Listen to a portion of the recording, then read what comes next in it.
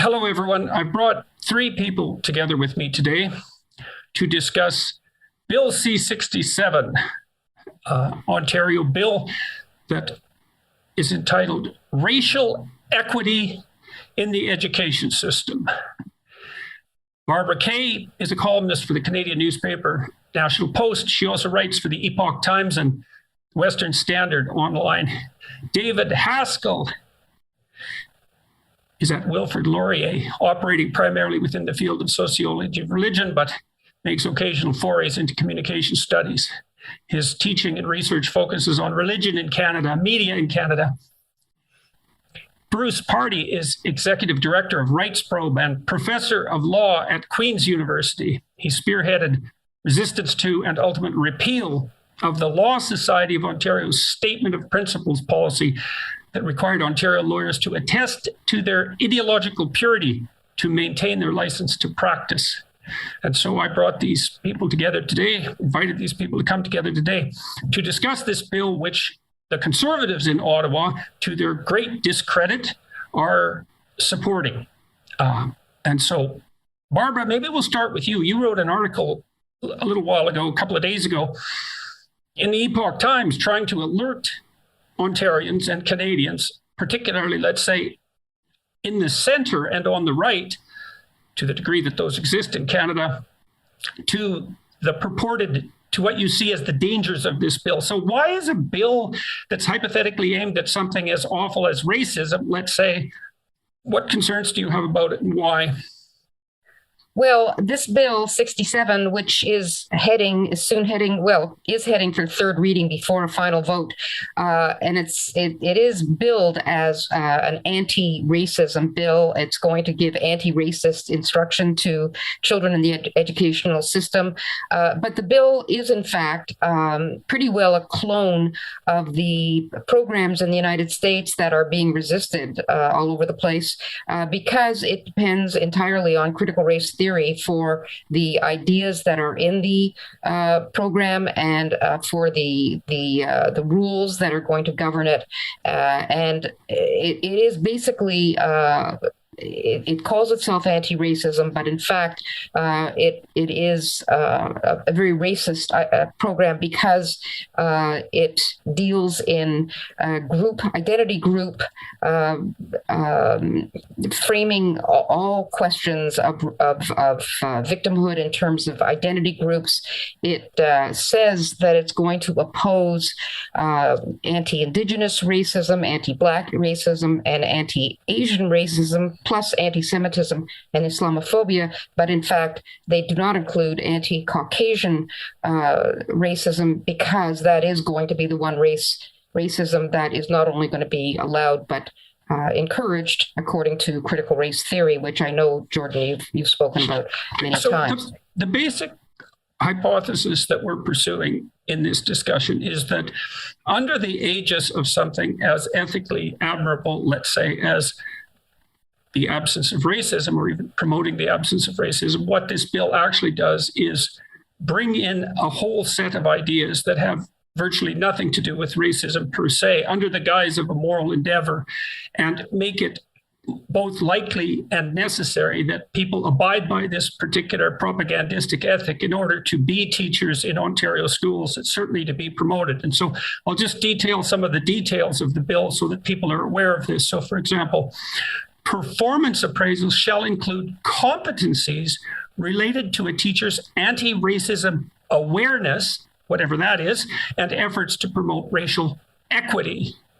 New subsection 301.7.11 requires the minister to establish policies and guidelines with respect to promoting racial equity in schools, and boards must establish and implement racial equity plans. The Higher Education Quality Council of Ontario will have to have a member who will be an expert in racial equity in the post-education center, and that all members must have a proven commitment to racial equity or take anti-racism training. And there's a variety of additional details that are relevant. And what we're discussing today is the fact that all of this means that the education system in the narrow and the broad sense will be oriented towards a set of policies that are radically left in their orientation by necessity, and that there will be punishments put in place for failure to adopt that ideological standpoint. So, and this is a supposedly conservative government who's bringing this in. The problem with the bill, I think, is that the word equity is used 54 times in this bill, but you don't ever see the word equality. And the problem, even amongst politicians who are supposed to understand the philosophy guiding their own party, is that they seem to glaze over with the word equity because it sounds a lot like equality and it sounds like a good thing. So they've all voted for. Equity is predicated on the idea that if there are any differences in outcome between any groups imaginable, so those could be groups defined by gender, they could be groups defined by race, they could be groups defined by sex. If there are any differences in outcome of any sort, that's not only indication of a profound and systemic bias characterizing whatever domain is being questioned, but that it's incumbent upon all the members of that domain to regard themselves as prejudiced and biased and to view the non-equal outcomes as evidence of systemic bias. That's the tie into critical race theory, let's say. So what's wrong with that proposition? That's precisely what the problem is with it. And I'm very happy for Bruce to amplify on it because he understands it much better than I do. Well, that's obviously not true. But let me just contrast two different ideas, right? Anti-racism, which this bill promotes and insists upon, and non-racism. Those two things sound equivalent, but they're opposites, actually. Non-racism is the attitude that your race doesn't really matter and that you should be treated as a human being and that the same rules and standards should apply to everybody, notwithstanding the group that you belong to. Anti-racism is the opposite. Anti-racism insists that your race is fundamentally important and that being white means that you are both privileged and probably racist. And that is an ideology. And this bill intends to make that ideology compulsory inside the school systems and inside the universities. Yeah, so let's add some more details that are useful here. So a person who is going to be a teacher now has to successfully complete any prescribed examinations and training in anti-racism in order to be issued a certificate of qualification and registration. So that means you have to abide by this political ideology, which is even regarded by moderate leftists in the United States, and certainly by centrists, as radically left in its fundamental orientation. It also means that colleges that provide such training must be undertaken by all the institutions that are going to train teachers. So it is an attempt to capture the entire education system and subserve it to the purposes of a given ideology. And that ideology, in one fell swoop, and that ideology involves claims like the idea that all of the institutions that characterize the West, certainly countries like Canada, are fundamentally racist and oppressive in their orientation and their aim, and that any attempts to constitute an argument that might dispute that are in and of themselves indications of exactly that racism. And well, that's not as far as it goes. So, and it's interesting to note how disparaging this approach is to everybody. On the one hand, it allows and promotes racism against white people, but at the same time, it disparages, insults, patronizes people who are not white, as though they are not really capable human beings on their own and must be counted according to their group and compensated for whatever wrong or victimhood that they have been subjected to. So it's bad all around. It is disrespectful of everybody, and essentially it makes not being an activist a matter of professional misconduct. What we might want to, I was just going to say what we might want to look at is we were talking that teachers are going to have to receive trainings. So let's just look at that for a moment and say, well, what kind of books are they going to read in order to become anti-racist? So right now, the most popular, the most well-selling or best-selling books are White Fragility by D'Angelo, and I can't remember her first name. And then there's Robin DiAngelo, and then there's Ibram Kendi, who actually has a book called How to Be Anti-Racist. Now, what people will find interesting is we keep saying that anti-racism is in fact racism. And I want to give a quote from Kendi's book. Now, this book is How to Be Anti-Racist. And he says this: the only remedy to racist discrimination is anti-racist discrimination. The only remedy to past discrimination is present discrimination. What these ideas are saying is discrimination is a good thing if it's applied to the group that is the oppressor. And in this case, it's going to be white kids at our public schools. Right. And that's all predicated on acceptance of the idea. And this, people have to understand this, that the fundamentally appropriate level of conceptualization of all human beings is their group identity, not their individual nature. And so it's okay to punish one group for its past crimes because the group is the proper level of analysis. And that's an absolutely anti-Western idea. It's the most profound, perhaps, of anti-conservative ideas, that's for sure. But it's also a profoundly anti-liberal idea in the classical sense. No group guilt. Here, there's no presumption of innocence, right? If you're the member of an oppressive group, then you're guilty. And if you're the member of an oppressed group, then you're a victim. That's right. And that's what will be taught in our classrooms. Right. And so go ahead, Barb. Go ahead, Barb. Well, I was just going to say that although these ideas are borrowed from American writers and influencers, I have the idea. It doesn't say so in the bill, but I'm morally certain that a lot of the intense discussion and a lot of the blame laying is going to focus more on Indigenous matters because that.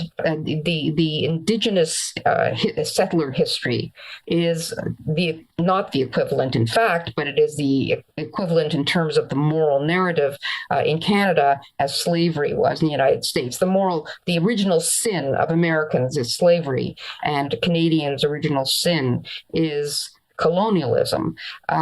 So I have the idea that it's going to be not just white, but settler privilege that's going to be emphasized. And one of the things that always bothered me about that was that in the United States, slavery was in fact a practice that was something that all Americans, I mean, not all Americans, but the Americans who had slaves, they were American citizens. They were people involved in a practice that we now consider odious. But in Canada, we were the whole residential school system, or the way that Indians or Indigenous people were treated in general, was always a function of the government or the institutional people in charge of the residential schools, the churches, or whatever. No Canadian citizens were ever involved in abusing Indigenous peoples or in setting policy for that matter. So for that to be made an equivalent kind of sin, that you're a settler stock because you're white. This is something that has kind of taken on, this idea that the residential schools were a genocide, and that all of Indigenous history in Canada, and it's an ongoing genocide from the point of view of our Prime Minister. This is a narrative that I think, if you're going to push back against that in these classrooms, that too will be considered racism. And that actually I find a very disturbing kind of concept. David, Bruce, any comments on that? So it might be worthwhile just to note how extreme this is in terms of its dictation of both attitude, thought, and speech inside schools, inside universities. And once you understand what it is, you might think, well, but how can this be?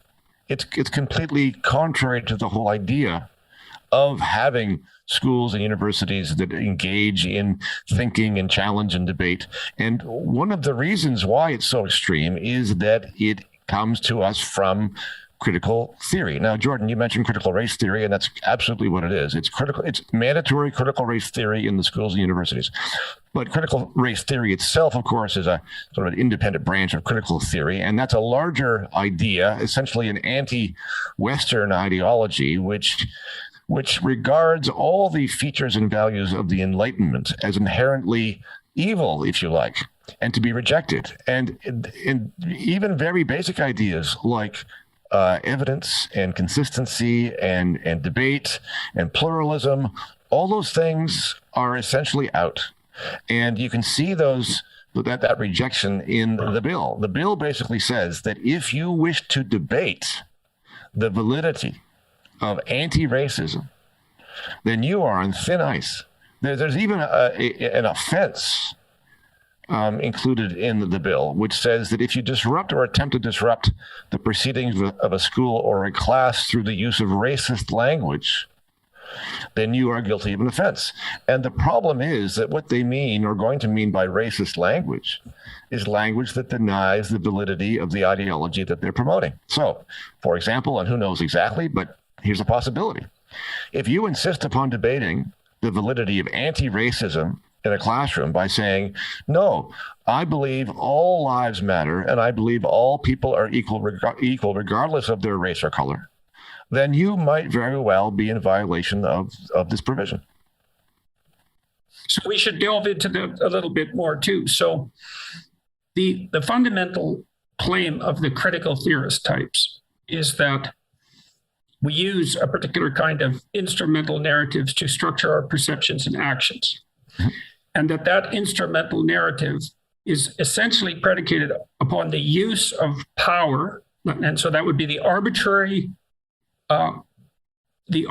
use of compulsion to demand the compliance of other people, particularly in relationship to their group. So that what Western culture is in its essence, and the attitudes and actions of everyone who composes that culture, is nothing but the attempt to utilize arbitrary power to extract excess resources from other people through compulsion, to hoard it for the purposes of that group, let's say, and that all claims about equality of opportunity or sovereignty of the individual, or even existence of the individual for that matter, or individual responsibility, all of that where the conservatives operate, that's nothing but justification for the arbitrary use of power and compulsion.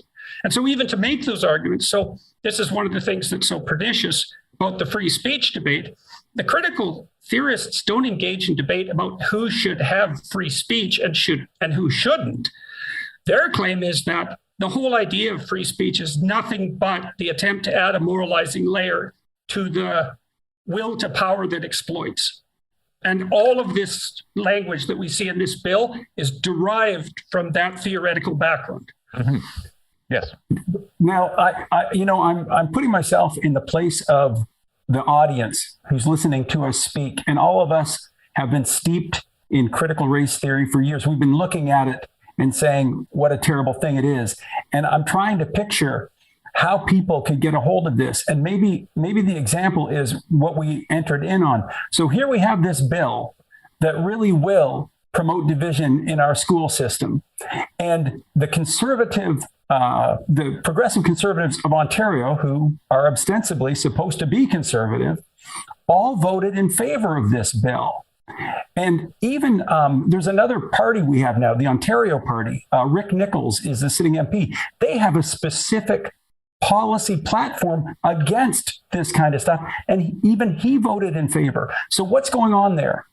What's going on there is that the wording is just beguiling for everyone. We just can't, for us to try and explain is so difficult because the left has really commandeered the definition of words.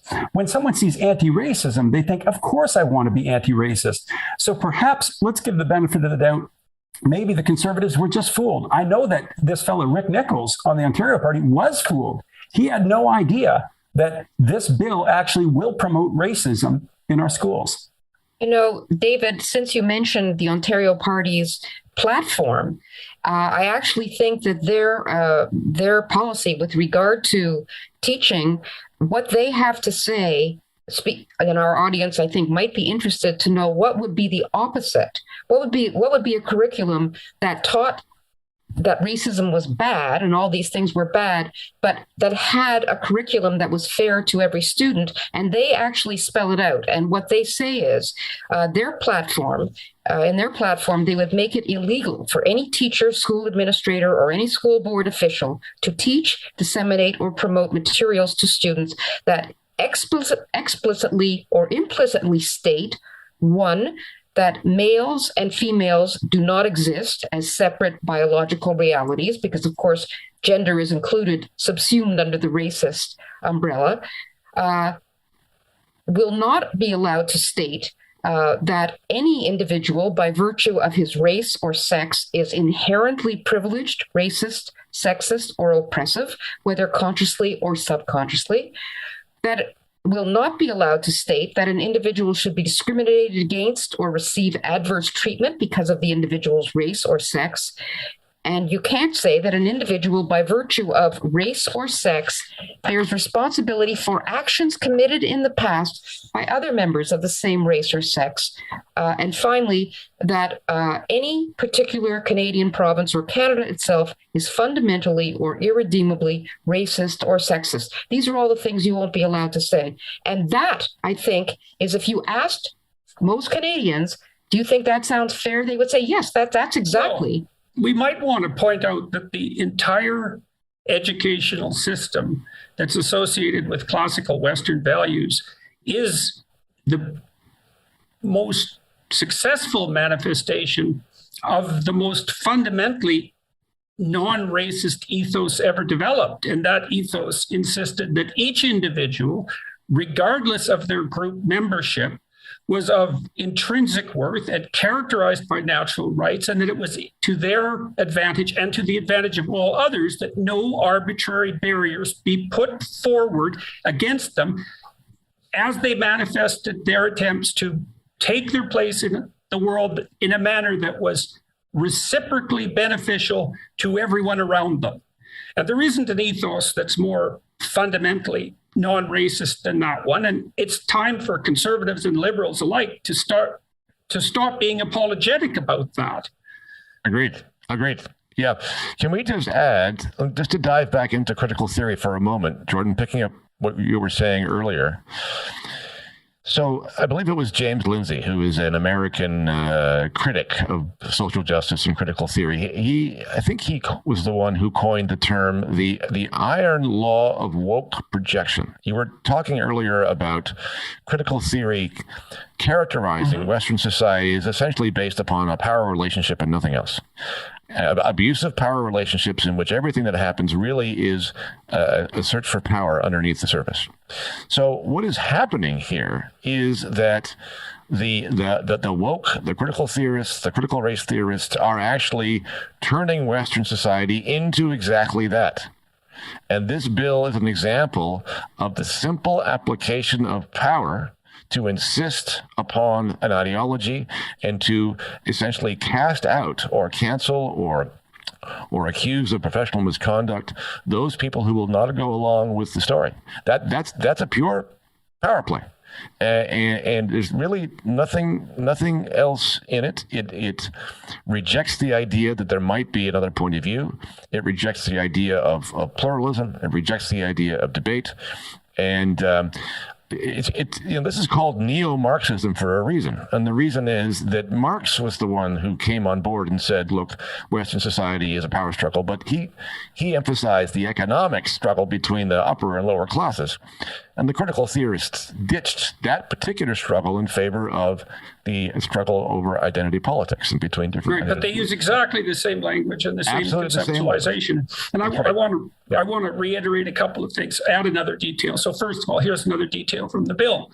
The Ministry of Training Colleges and Universities Act is amended to add a new section, which sets out anti-racism and racial equity requirements that apply to every college of applied arts and technology and every university that receives ongoing operating funds from the government for the purposes of secondary education. So in that one section alone, which is only a small fragment of this bill, we now have a demand from the most radical of the radical leftists, possessed by critical theory and also critical race theory, that every single educational institution in Ontario at the highest level that receives ongoing function will now be mandated to accept that ideology.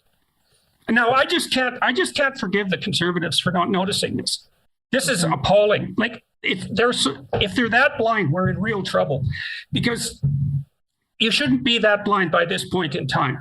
If you haven't cottoned on to the fact that equity doesn't mean equality of opportunity, which is what everyone wants it to mean, then you have been asleep at the switch for like 10 years while things are falling apart around you.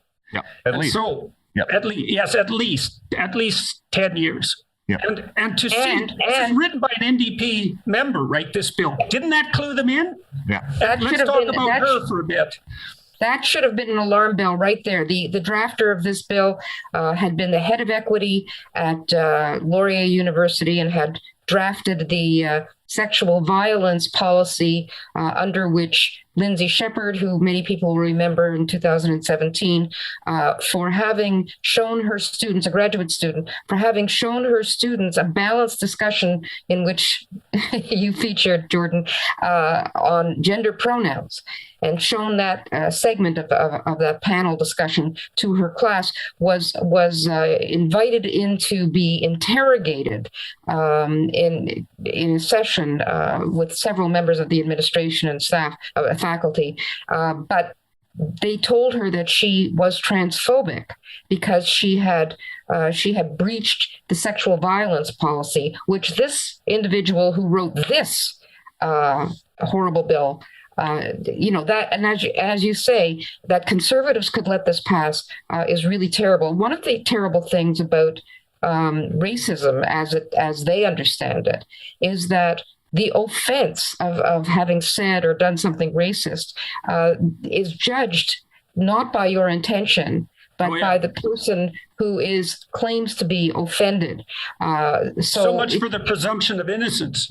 Exactly. Well, just so we know what's at stake here, right? The new ethic is, it doesn't matter what you intend. All that matters is the impact on the person claiming victim status. They don't even have to demonstrate that in any important way that they were in fact victimized by the claim, or demonstrate any. And let's just delve into that for a minute, because one of the things that's in this bill that's so cute is also the establishment of the necessity of putting in boards of inquisition to which students can apply if they ever feel that they have been offended in any manner by anything that anyone says. Now, let's make two things clear.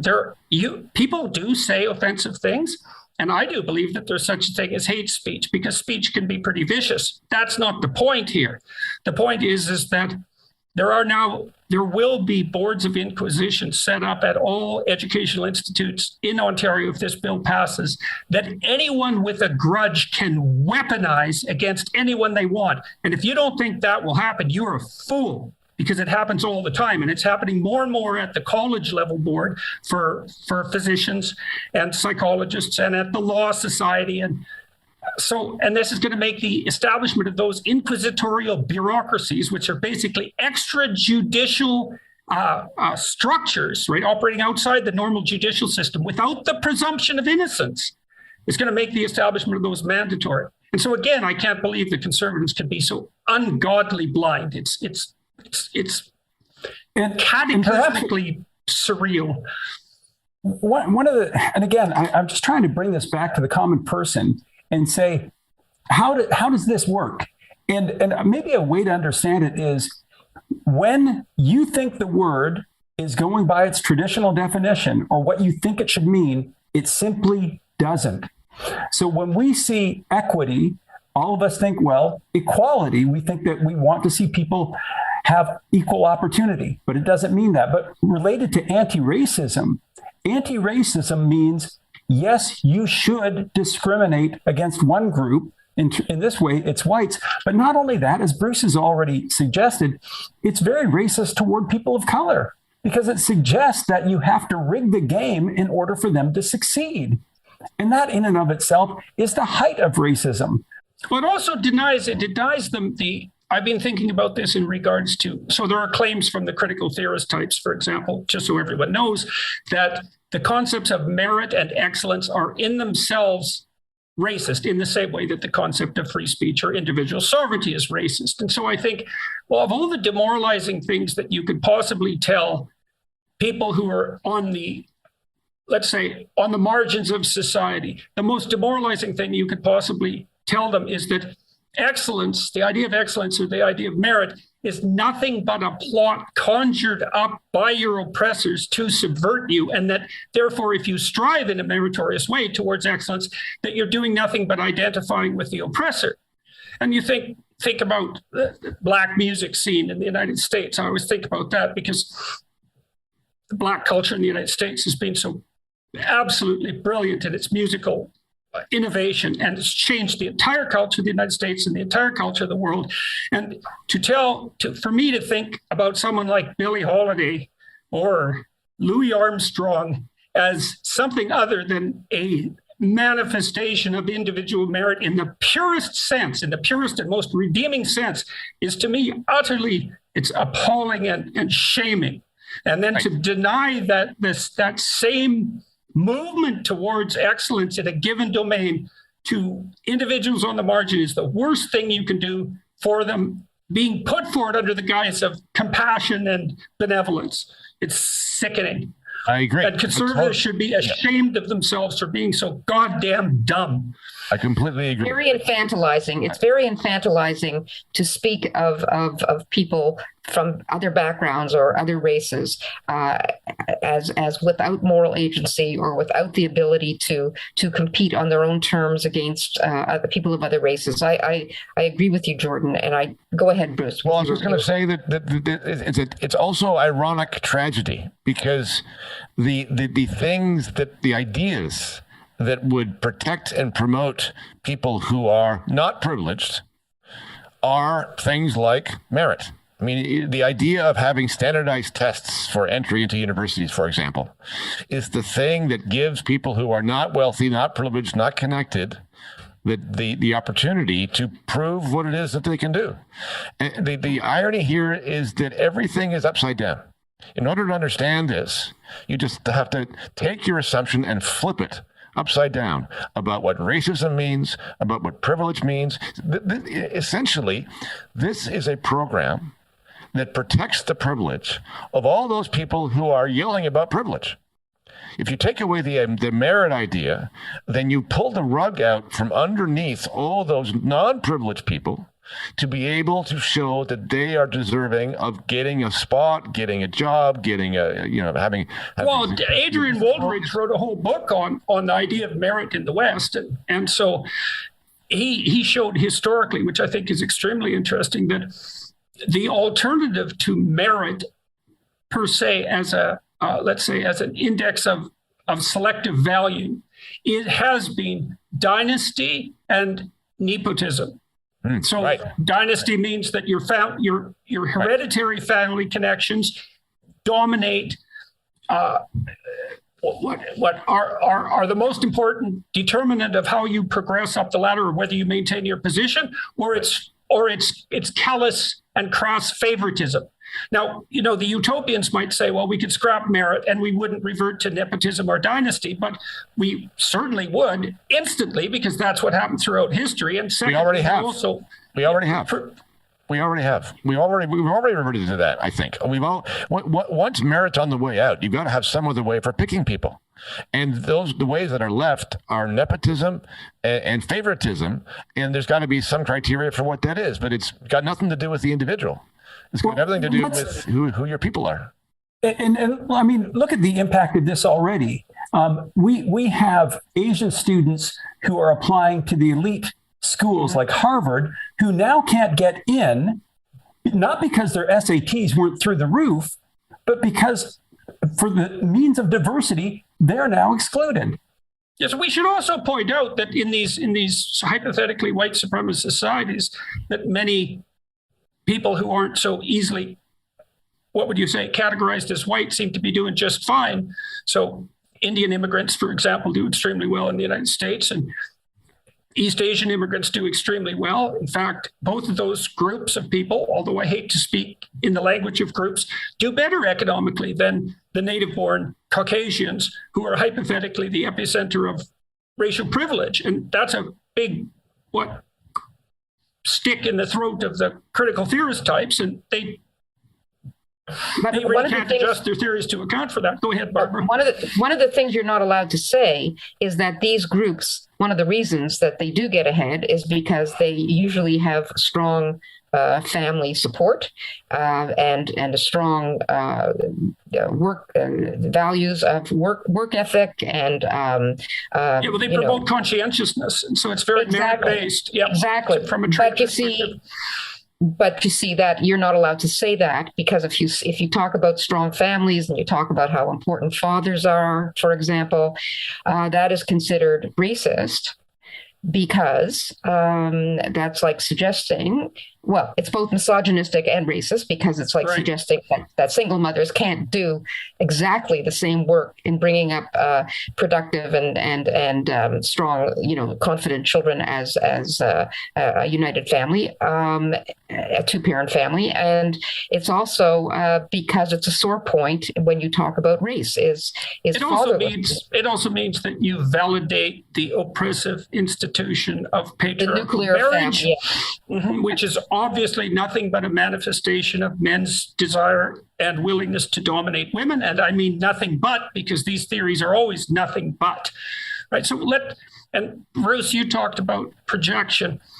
I always think of the critical theorist types as manifesting an unconscious Freudian confession in relationship to their own motivations, is that people who believe that power is the fundamental principle that governs social relations, they either believe there's some saintly exception to that, or that is actually what they believe, and they assume everyone else is the same. And I've been thinking about this technically, and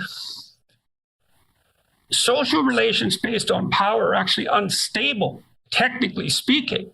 They don't work in chimps. They don't work in rats.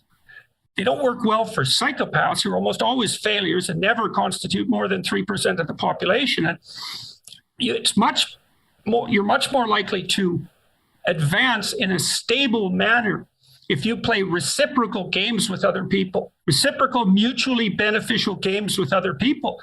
And I think that's the fundamental principle that animates Western society in its best sense. And then sometimes that's corrupted by power. And that's a very different claim than it's power itself that's the fundamental ethic.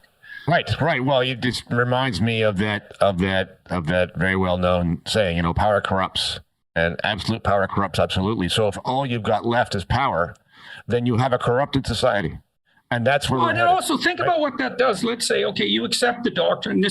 And I want to remind the listeners, this doctrine we're discussing is the doctrine that is now being mandated for acceptance across all Ontario institutions of education. Right.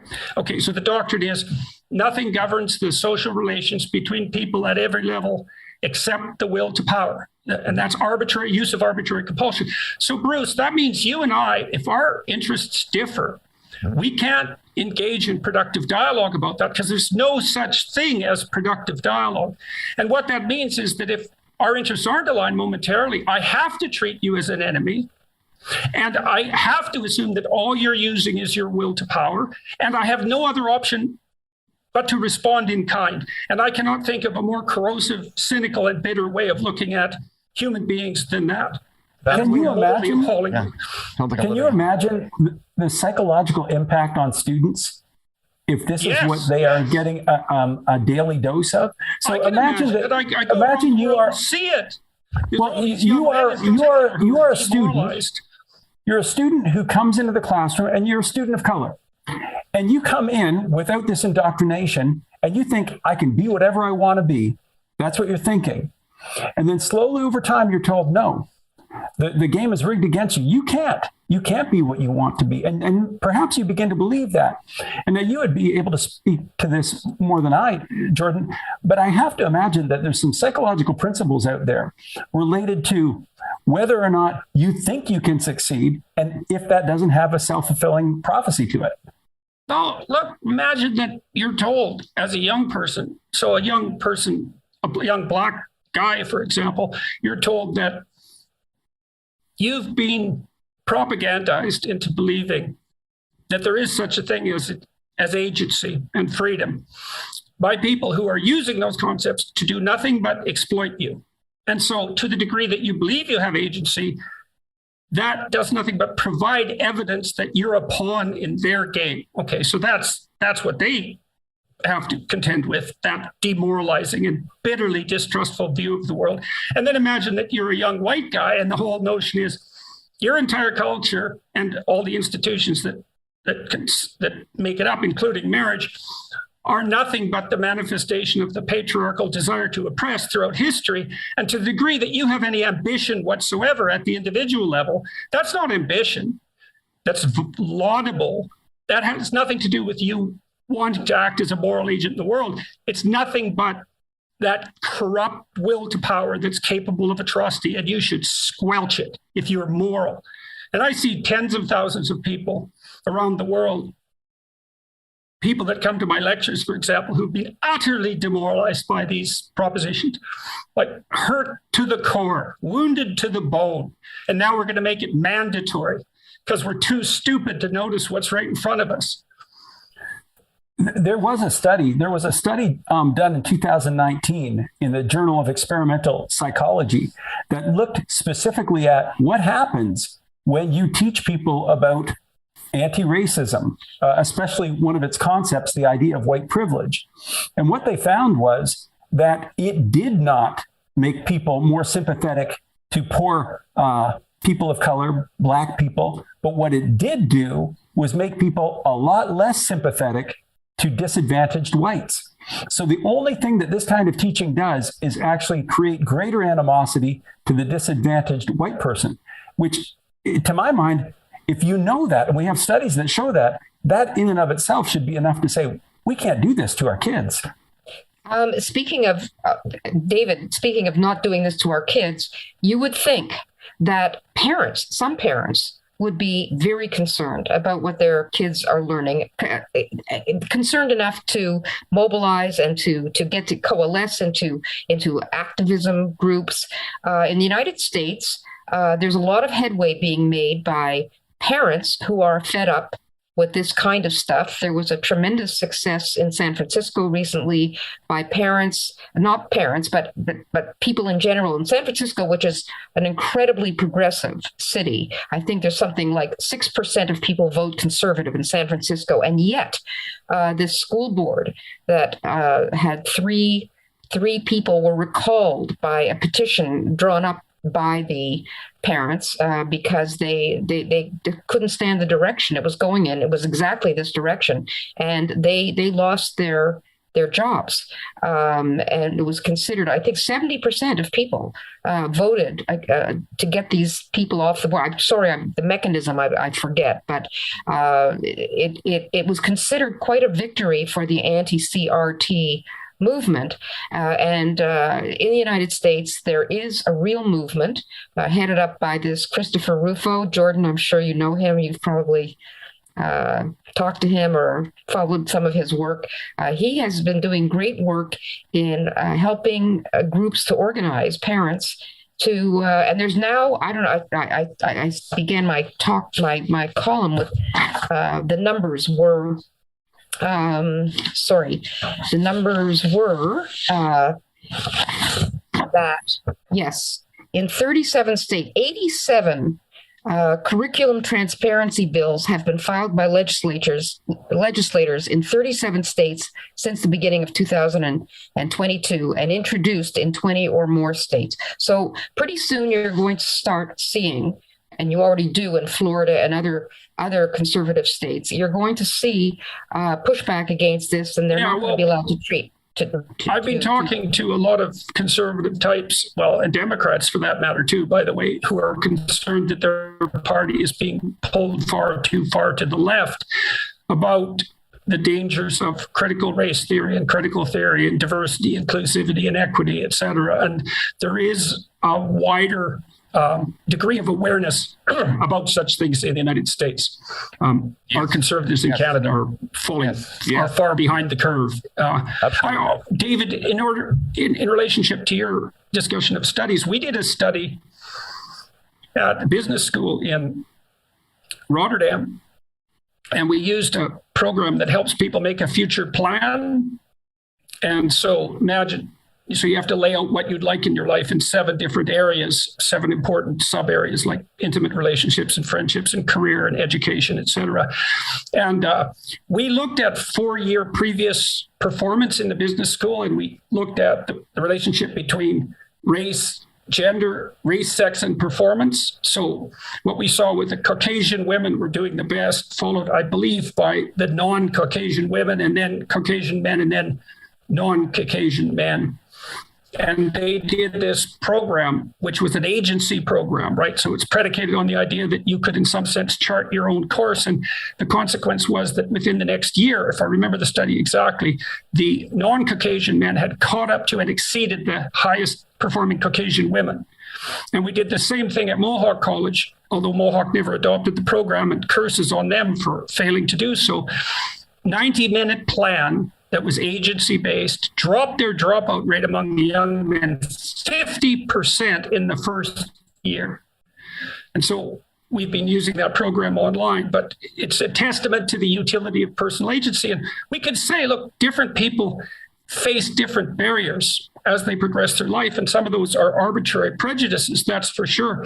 But that doesn't mean that failing to insist that personal agency is still a reality, a redeeming reality, and also that you really have it at your disposal if you're willing to use it. Our cultures just aren't that corrupt. People with agency can make progress. Well, and that's what the immigrant literature certainly shows in the United States.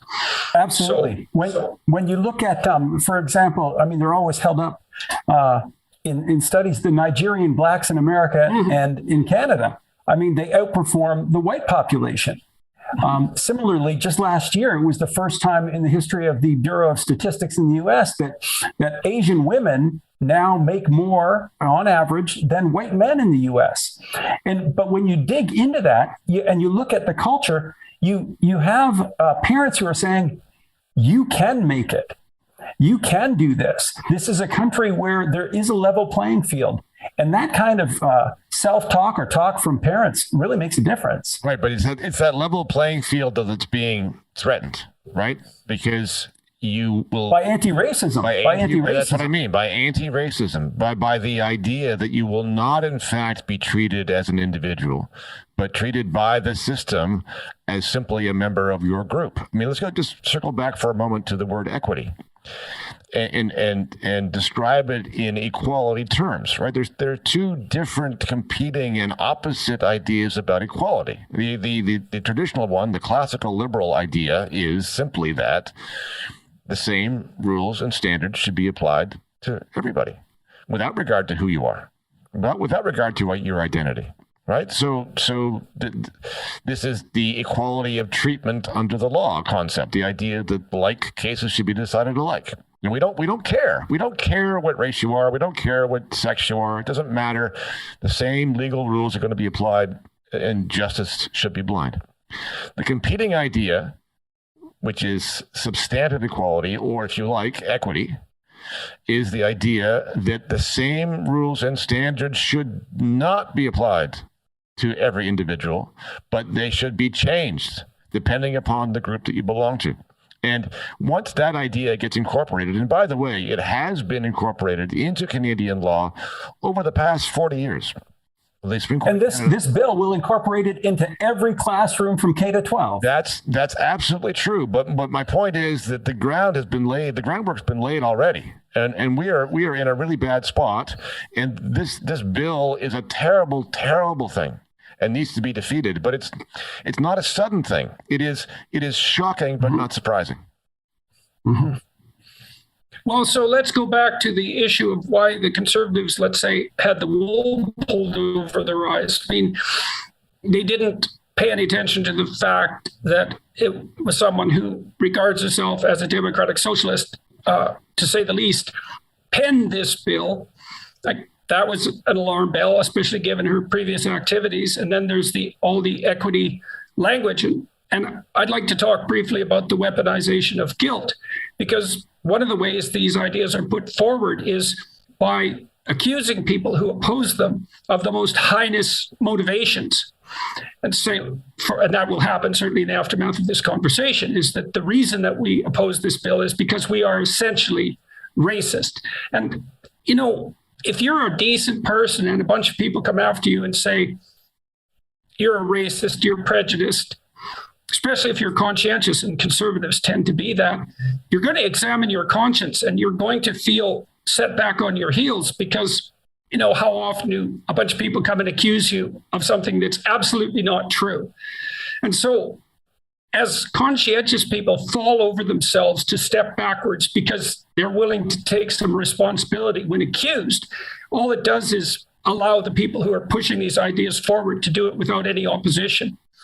And, you know, I was thinking about this a lot. So say, well, we're all the beneficiaries to some degree of our arbitrary talents and the advantages we've been given even by history. And the right way to respond to that is by living a responsible, productive, and reciprocal life, and trying to make good use of, you know, what you've been granted by grace. That's the proper mode of atonement, not to wallow in guilt and then let ideologues trample over you, which is exactly what's happening right now. You mentioned the Conservatives again, and I was thinking about back in 2020 when the George Floyd thing was happening, the tragic death of George Floyd, and we had Doug Ford come out and say that, you know, Ontario, or Bruce or Barbara might remember better, I think it was Ontario or maybe it was Canada, was systemically racist. At first he said no, but it was at that point that I realized that something's going on within the Conservative Party where they're imbibing at the critical race theory tap. Sure. Yeah, well, I think it's part of this weaponization of guilt. Go ahead, Bruce. No, I was just going to say, listen, the Ontario Progressive Conservative Party have not behaved like what they claim to be for a long time. I mean, you can identify nearly anything. You can include their draconian COVID policies. You can include the way that Doug Ford stripped truckers of their licenses without due process. You can identify just about anything. But you could say, go ahead. No, go ahead, Barb. Well, I was going to say, you could say that about the federal Conservatives are no better. They voted for the conversion bill, which would insist that every child that has any question at all about their gender identity should only be affirmed, and you shouldn't, doctors would be criminals. Right. If they looked into any other, Yeah. So, and prison, women. I'd like to comment on that for a sec, Barb, if you don't mind, Sure. Because I've thought about that in relationship to therapists, because the mandated requirements for therapeutic conversations are even more stringent. Therapists neither affirm nor deny.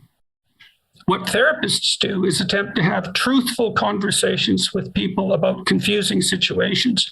And so if I all of a sudden, as a therapist, am mandated to affirm all the choices of my clients, then I'm no longer a therapist. What I am instead is a cowardly advocate for whim. And now that's law. Yes, That's and law. the Conservatives all voted for it. I am sure that under Bill 67, it will be considered, they'll call it racist, anti-racist, to deny that biology exists on a spectrum. If you say I don't believe that trans women are women, that will be hate speech. Gender-wise, it'll cover a variety of or if you say I don't think that male rapists who claim to be female should be in female prisons and women's prisons. That might be deemed racist. Anything that, any of the mantras that go along with any of the ideologies that are presently, so the federal liberals, federal conservatives are just as bad as the provincial ones. I think what we're witnessing here is, a revolution that's over. They've won, and this is mopping up operations. Yes. Putting these bills in place is simply, everybody's lying around on the battlefield too exhausted to put up a fight anymore. So it's like, okay, now, here are the actual laws. Sure. We've won, and here are the laws that are going to make sure that we stay, that what we want entrenched is going to stay there forever, unless, And in that respect, the U.S. has something that we do not, which is an actual political opposition. Yes. But Go ahead, Deb. Yeah. I'm just saying that we are seeing, if we're saying that the battle's over, we still see the guerrilla fighters. Oh yeah. Right. Yep. And I mean, let's get back to this notion. We do have some parties that are trying to gather support for common sense, and whether it's federally with the People's Party, and they're demonized, right? The mainstream media hate them, so they don't get any kind of fair coverage. But now at the provincial level, we've got a party like the Ontario Party, which is putting forth the kind of ideas that would actually bring unity and harmony. But again, they'll be villainized because the media is totally on board with this particular agenda of critical race theory as well. That's right. And go ahead. yeah. No, I'm just going to say that the Ontario Party has zero support, and the PPC, People's Party, couldn't even field. They couldn't even, get Maxime Bernier into office. So, and I agree with that, and a lot of the pushback in the U.S. you see coming from parents themselves, like in Virginia, for example. Mm-hmm. And the real question, I think, in this circumstance with Bill 67 is whether a critical mass of parents, once they find out what this really is, as opposed to what it appears to be, if they would respond by saying, no way, like heck, you're not educating my children in a system like that. And that really remains to be seen. How many parents in Ontario would respond in the same way as a lot of parents have in various places in the U.S. and say this just won't do, as opposed to going along with the prevailing narrative. Canadians have been able to trust in the fundamental integrity of their social institutions for most of our 150-year history.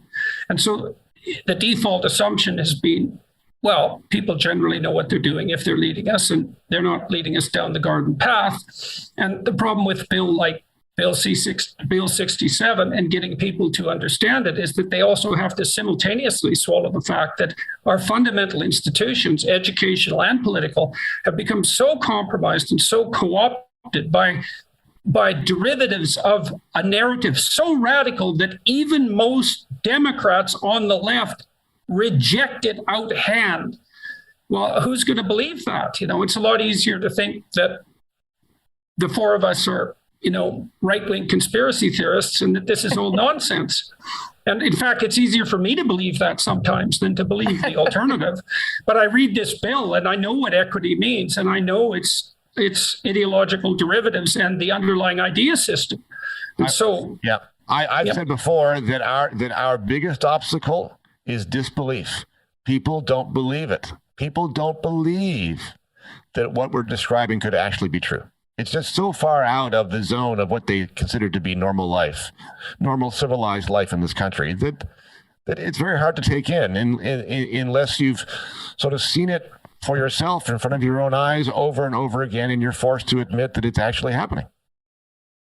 So, media research is one of the things I do, and this isn't my work, but it's a guy named Zach Goldberg. He's out of Georgia State University. Anyway, Zach looked at what was going on in mainstream media related to coverage of race, and the word race the word equity, the word anti-racism. It's gone up by 1,000% in the last. Well, he was marking from 2013 and 2014. And here's the interesting thing. When you look at other sociological data, during that time, racial tensions in terms of other societal measures were going down. The United States had a black president. And so it was actually getting better. But if you read the news, particularly the more left-leaning, so he had looked at New York Times, he looked at the Washington Post, it was saying exactly the opposite. And people were being convinced. And in particular, he found, this is Goldberg's work again, he found that those people who were of a liberal persuasion were even more convinced that we were going to hell in a handbasket in terms of racial division. Yeah, well, his work pointed out that as these press institutions started to hire recent graduates from universities who had been indoctrinated into this theory, they started using that language in their articles, and that seeped into the popular culture. So it wasn't that racism became worse in the domain of real interactions, and then people noticed. It was that the journalists educated at high-level institutions who were hired by these hypothetical news sources insisted that this was the case and started to introduce that doctrine into the entire culture. And well, with this bill, for example, being a late consequence of that. Well, we can actually transpose that. We can transpose that onto universities. So there was a guy, Paul Kelstead, out of Texas A&M, and what he showed was that the news media drive the perceptions in the culture, and then the culture kind of becomes what the news media said it was. Well, that's going to happen with these kind of bills as we pass them provincially. You'll have students who never thought about racial disharmony, who suddenly that becomes their only thing in their mind, and it will just cascade. The other thing we might want to point out is that this kind of propaganda is really easy for incompetent people to teach, because you only have to master about two principles. So the first principle is, well, let's say there's nothing that motivates human beings and their institutions except the naked desire for power. So, okay. And then the second thing is that people should be categorized by group, and that doesn't require much differentiated thinking, because who cares about all those pesky individuals? And then the third thing you have to accept is that the world is best construed as an eternal war between oppressors and those who are victimized and exploited by them, by every institution. Now, you master those three things, you can teach everything you need to teach about diversity, inclusivity, equity, all of that. It's a substitute for actual knowledge. The fourth thing is you've got to keep moving the goalposts, because for revolutionaries, the revolution can never end. I mean, they're not in it for it to end. They're in it to keep it going, because that's what's exciting for them. So, in other words, what was racist 50 years ago or 20 years ago would be a racist action, or somebody saying a terrible thing, or the N-word, or whatever it is.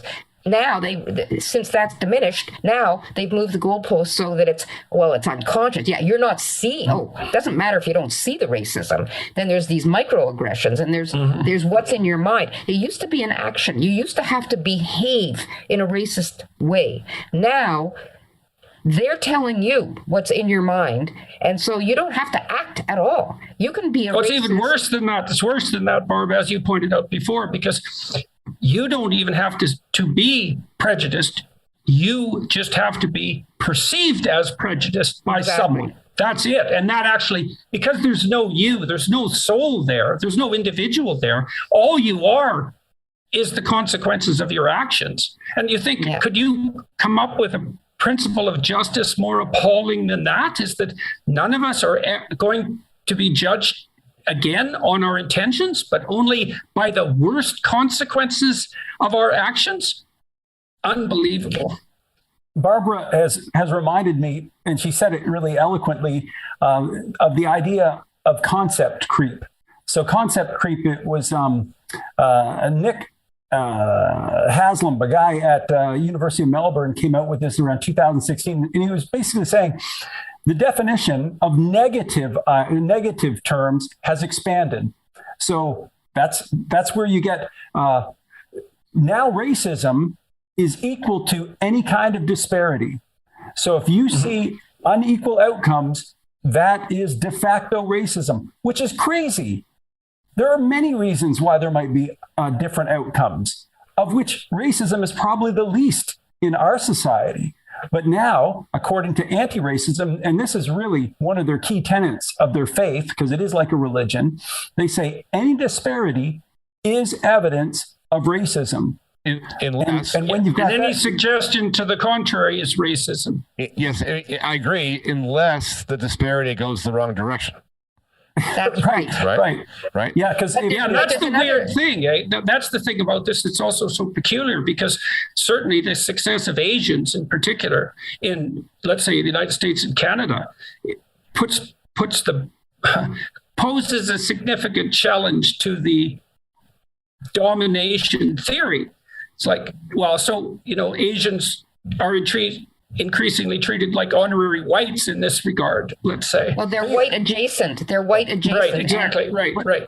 And Jews are considered hyper white because they used to be victims and now they're victimizers. There's a trap here, though. There's a trap, and the trap is it is a trap. Well, the real trap is to try and work this out rationally in a way that assumes it's rational and assumes that it's consistent, because those are the two of the things that have been rejected.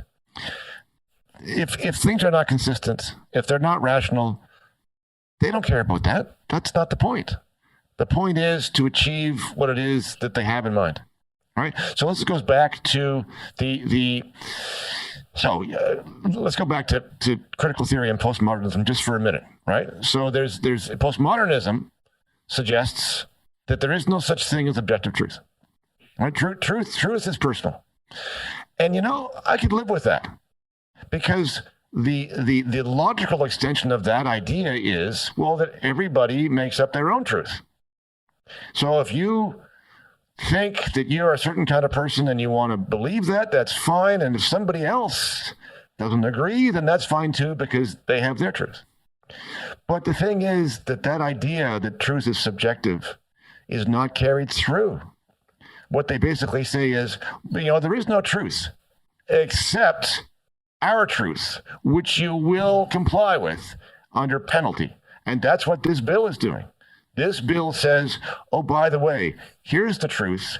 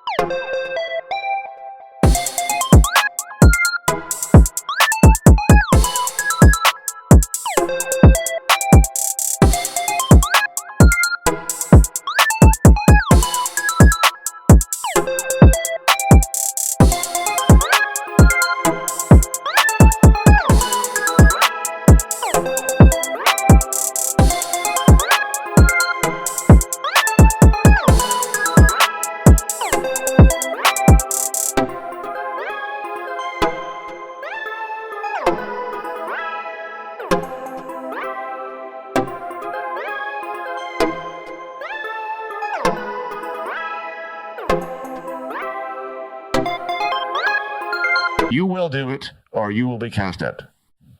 And not worse than that. You will do it, or you will be cast out. And we're going to insist that you participate in the process by which your children are led to think this way. Yes. Right? Yes. And that's a lot of that's been rejected by parents in the US. It was that just went too far. They would accept this to some degree for themselves, but parents wouldn't accept it for their children. Well, they're accepting it here, and they're accepting. Yep. Look, I thought the rubber would hit the road with gender. I thought that parents would rise up when their children were, shown the genderbread figure and unicorn. The unicorn, and girls aren't really, girls can be boys if they want, and boys can be girls. And I mean, I thought, whoa, parents will never accept this, and a few parents didn't. But on the whole, they, as you say, people don't want to be shunned. They don't want to be isolated, and they're afraid to stick their heads over the parapet, especially Canadians. We don't have a tradition of it. And I fear that this fascination with niceness will be the death of us culturally because, at a certain point, it is too late to turn back. And I think once this bill is passed, that is a sign that... Well, this is the permanent in Ontario. The passing of this bill is, in some sense, the permanent defeat of a classically liberal or conservative ethos. Because I think it is. It is capture of the education system. And so that isn't just a battle that's won now, that's a battle that's won for the next 40 years. And it's a mandated victory. Yes, so really it's a complete bloody catastrophe. No question. It's putting into formal legislative terms what has really already happened. I mean, I'm not sure how much on the ground will change. It's just that now it is a statutory mandate and much more easily enforced than it was before. But the circumstances inside the schools now and inside the universities has already traveled a huge distance in this direction. I think you're missing one thing though, Bruce. They'll be allowed to purge. Oh yes, that's they'll be able to allowed to purge the dissenters, and yep. This is what will happen. And the dissenter is going to be the person who puts forward empirical evidence, even though it's empirical, but it will somehow be deemed, well, that's racist. For example, let's say that I bring out Statistics Canada data that shows that right now Asian Canadians make more than Caucasian and Black. Well, if that offends someone, if that somehow is deemed to be a racist, because remember, racism is in the eye of the beholder, the person who's begrudged. Well, maybe now I can be purged for saying something like that. Or what if maybe now you will be required to be purged. It's not even an allowance. So you understate the danger, right? Is that these boards are set up so that the mandate is that anyone who expresses opinions that can be misinterpreted in any way as not anti-racist in this strict sense, so divulging from the equity doctrine in any way, they have to be punished and eliminated in some true sense. So it's a complete rout. It's a dystopia in statutory form. Right. Well, we've probably... That gloomy note. Yeah, well, it is unbelievably gloomy, and to see the Conservatives do this to themselves it's something staggering to behold. I every day something happens in Canada that I just can't believe would happen, and there it is, it happens, and then the next day something that's even more unbelievable happens, and now we have this bill, and so as Barbara pointed out, there are some people who are speaking out. There's a new group. There's FAIR. It's an organization. I think Barbara has even written about that. I see that there's an Ontario chapter. I think that slowly. Well, I'm hopeful. I look at groups like the Ontario Party, and I look at their policy to try and reverse this. I look at FAIR, and they're trying to organize parents in a way that will get rid of this critical race theory. And I think that these are green shoots, and it's just getting momentum. And I'm going to make a connection to current events. I look at what happened with the truckers, the Freedom Convoy. Who would have thought that such passive Canadians would actually stick it out and go and peacefully protest as they did? And if you saw any of those overpass where people were there cheering on the truckers with their flags, those were just moms and dads, everyday people. Maybe they'll channel that same kind of energy into the protection of their kids in the school system. Yeah, and risk having their bank accounts frozen. Yeah, and if only they had a political party that they could invest all that energy in. The problem is they don't, and any that they do, like the Ontario Party, is not going to grow. It's going to stay fringe, and it's going to stay very tiny.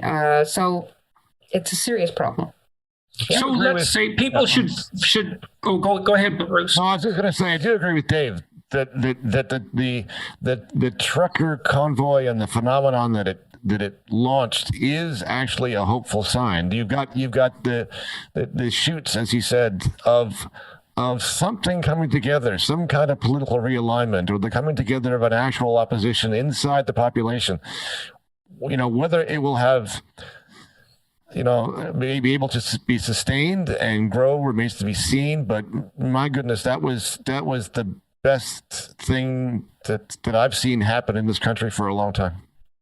Yeah, well, hopefully the Conservatives at least could be enticed to give voice to some of that frustration in a manner that was actually productive. We could hope that that would happen.